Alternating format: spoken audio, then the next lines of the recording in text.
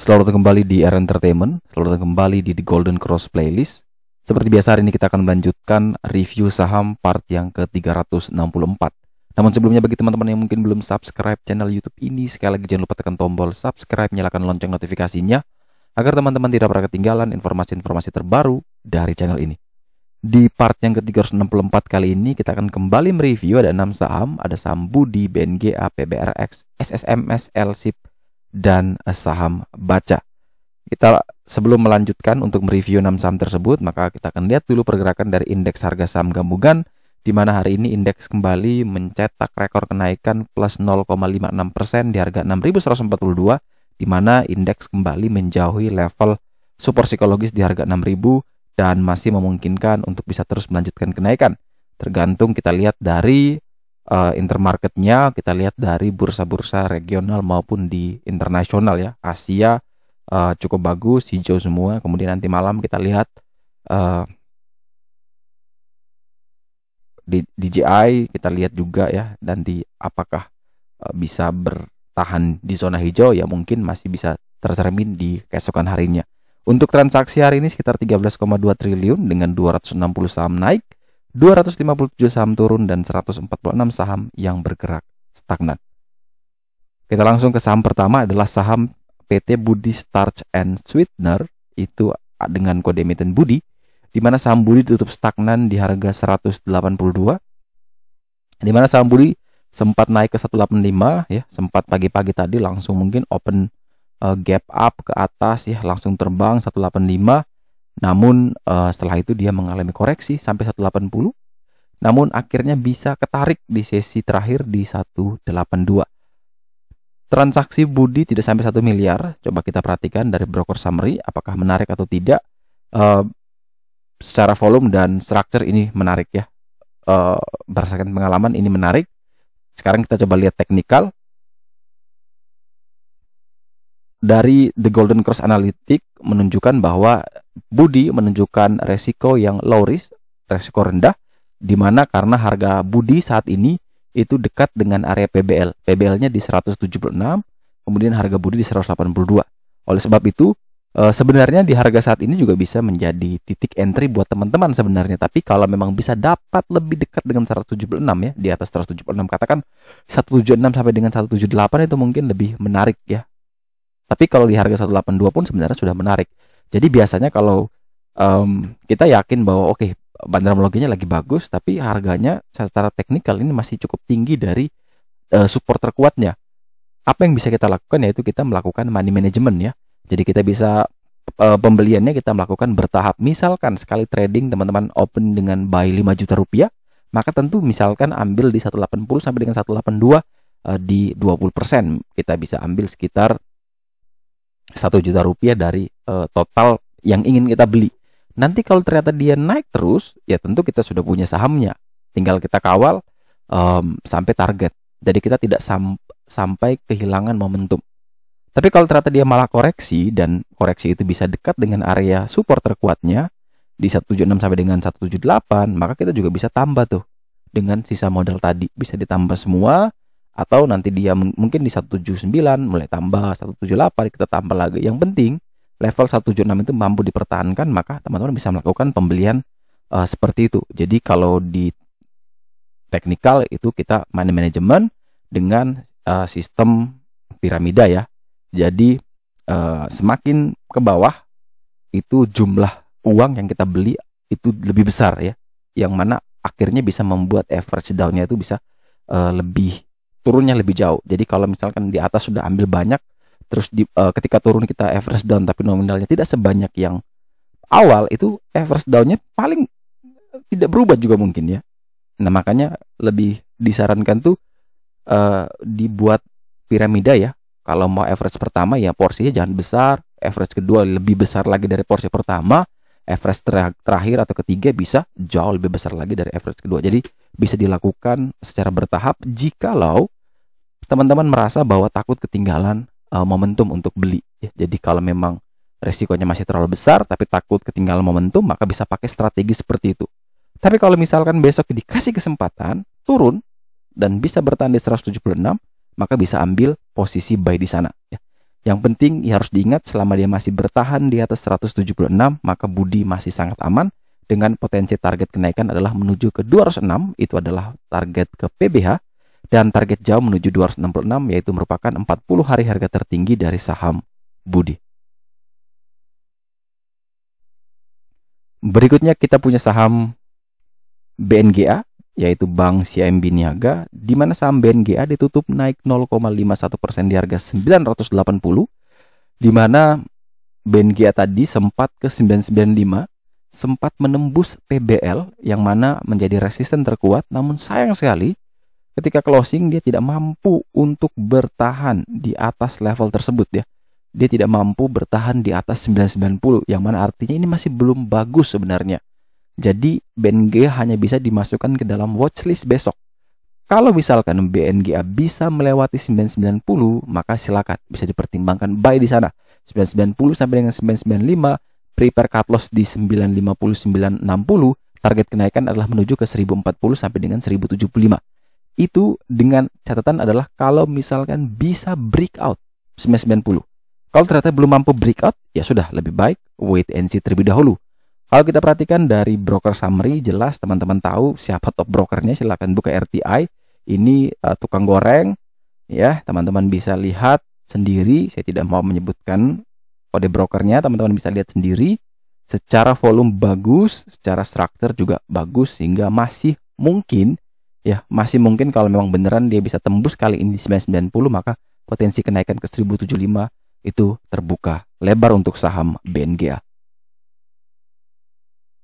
Kemudian berikutnya kita punya saham Pan Brothers dengan kode emiten PBRX, di mana saham ini ditutup naik 3,14% di harga 131, dan penutupan ini satu tik berada di bawah PBL yang mana saat ini menjadi resisten paling kuat.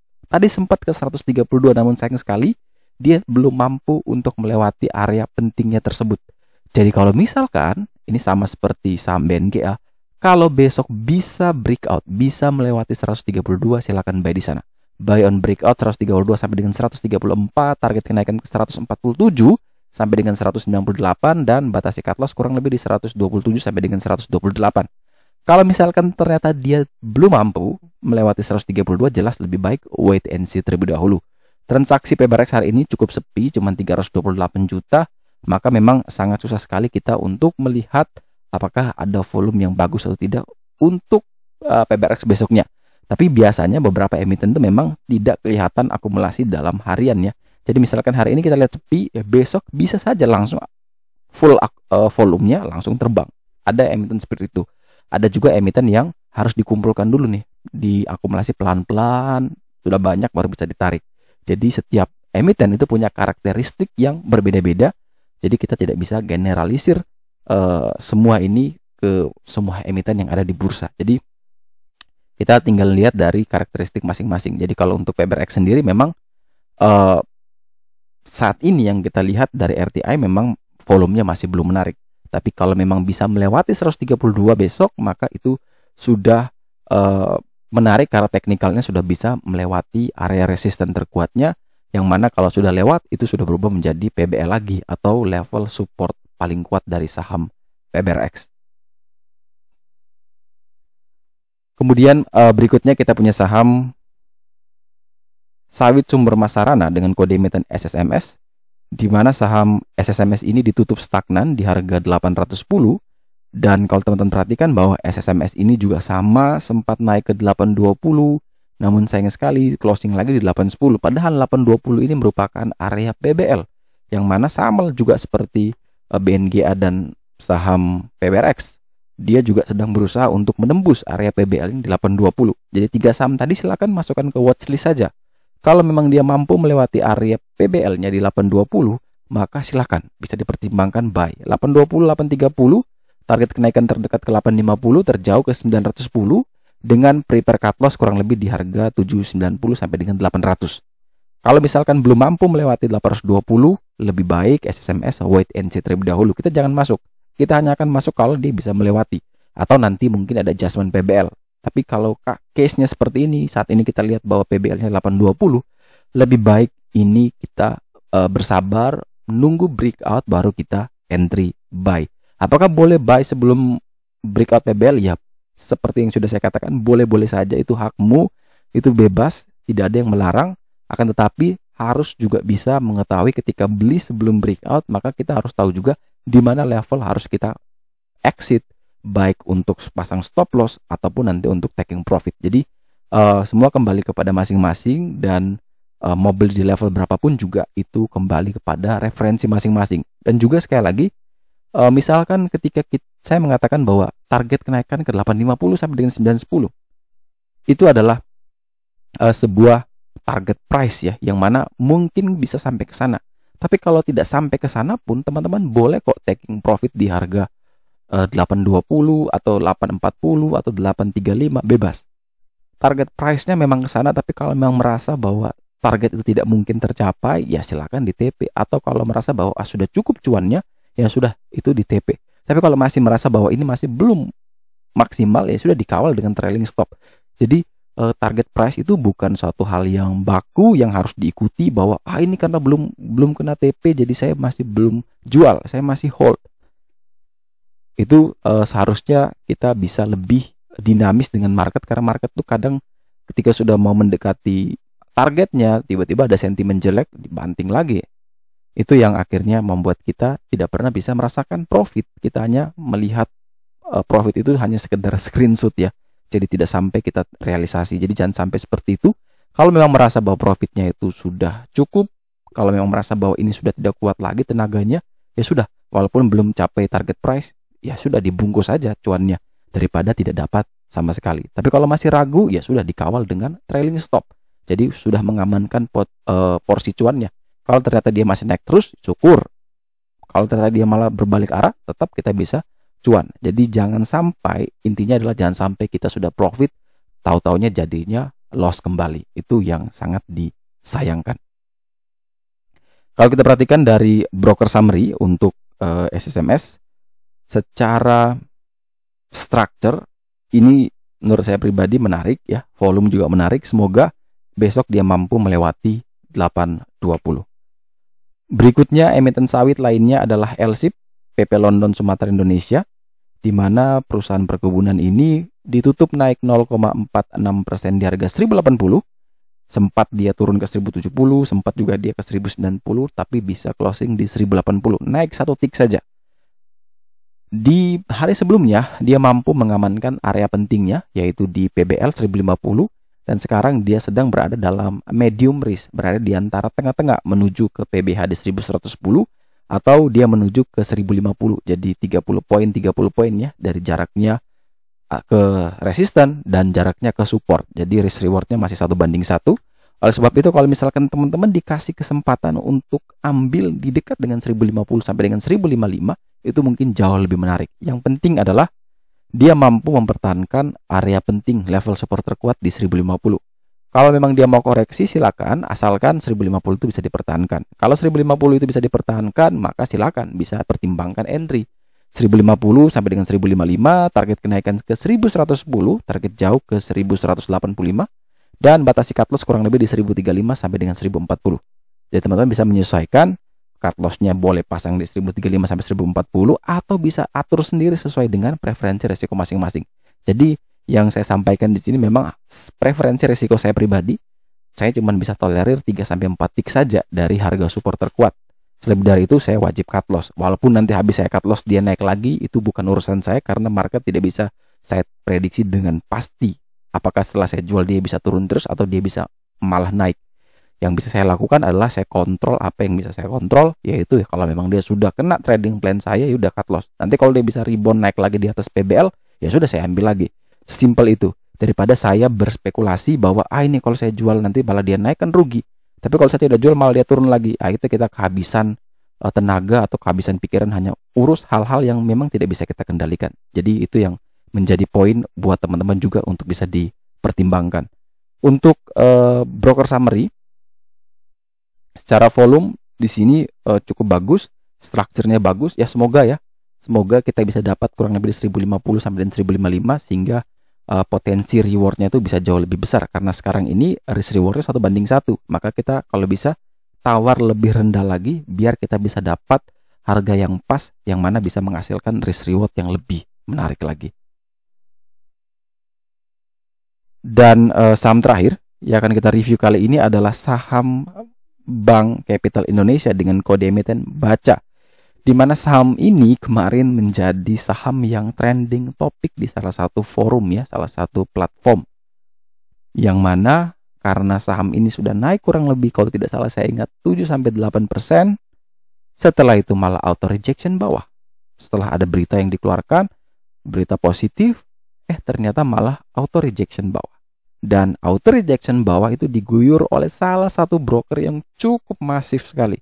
Itu sangat masif. Kita tidak tahu apakah hari ini masih melakukan guyuran yang sama atau tidak, tapi kemarin itu masif sekali guyurannya. Kelihatan sekali kalau teman-teman buka broker summary di hari kemarin, itu masif sekali dan benar-benar semua retail saya yakin ya pasti kena ya. Termasuk teman-teman banyak juga yang komen ya bahwa kena copet dari bandarnya BACA, bisa jadi, kita tidak tahu ya. Tapi di grup saya juga sempat saya share beritanya, tapi ada saya tulis bahwa harga sahamnya sudah naik tinggi, mending cari bank digital lain. Saya sempat menambahkan itu karena saya sendiri juga tidak berani masuk ya. Saya tidak berani mengejar emiten yang sudah terbang tinggi walaupun sentimennya lagi bagus-bagusnya. Jadi lebih baik kita tidak terpengaruh dengan sentimen-sentimen yang mana kalau kita lihat chartnya masih belum naik, mungkin kita coba. Tapi kalau sudah terbang tinggi baru sentimennya keluar, itu hanya sebagai push untuk bisa guyur lagi lebih banyak dan banyak yang jadi korban. Jadi untuk BACA sendiri hari ini kembali auto rejection bawah, level PBL terpatahkan, 412 tidak mampu dipertahankan karena kemarin closing di 400, dan secara daily semua level support sudah hancur sehingga kita hanya bisa melihat dengan weekly. Coba kita geser ke weekly, di mana di weekly pun ternyata di weekly pun itu juga sudah jebol level-level kuatnya. PBL-nya di 374, closingnya 372. Artinya sudah turun satu tick di bawah PBL. Yang mana selama dia masih berada di bawah PBL weekly, maka jelas ini cukup rawan dan cukup beresiko. Jadi selama dia belum naik lagi di atas 374, untuk yang belum punya saham BACA, lebih baik jangan dulu beli, lebih baik wait and see sampai nanti ada adjustment PBL baru, itulah kita ambil momentumnya. Tapi selama dia masih model seperti ini, selama dia masih PBL-nya di 374, jelas lebih baik kita wait and see, jangan dulu entry di saham BACA. Turnover-nya sekitar 188 miliar, dan coba kita perhatikan dari broker summary. Ini saya kurang tahu, ini harus diperhatikan. Kalau tidak salah kemarin ini formasinya terbalik, dan sekarang kembali lagi di kemarin itu yang top seller itu ada di top buyer, dan di saat ini justru yang top buyers kemarin sudah di top seller. Apakah semuanya cut loss? Entahlah. Saya yakin mungkin banyak yang cut loss ya ketika ARB hari ini, karena dia sempat naik ke 406, dibanting ke 386, 388, kemudian ditarik lagi ke 404, kemudian dibanting sampai auto rejection bawah. Jadi mungkin kesempatan itu banyak yang cut loss ya. Tapi sekali lagi, ketika kita di market ya, hati-hati, ada sentimen yang beneran sentimen, ada sentimen yang hanya pesanan. Jadi hati-hati, jangan sampai kita makan semua sentimen itu dan akhirnya kita terjebak sendiri. Jadi kalau teman-teman jangan sampai terkena monkey business trap ya, jangan sampai teman-teman seperti itu. Oke, sekian dulu review saham part yang ke-364 hari ini. Terima kasih banyak teman-teman yang telah setia menonton. Sekali lagi jangan lupa like, subscribe, dan share agar semua informasi yang dalam video ini dapat berguna, bermanfaat, dan tentunya bisa menjadi panduan trading di keesokan harinya. Sekali lagi terima kasih banyak. Sampai jumpa dan semoga membantu.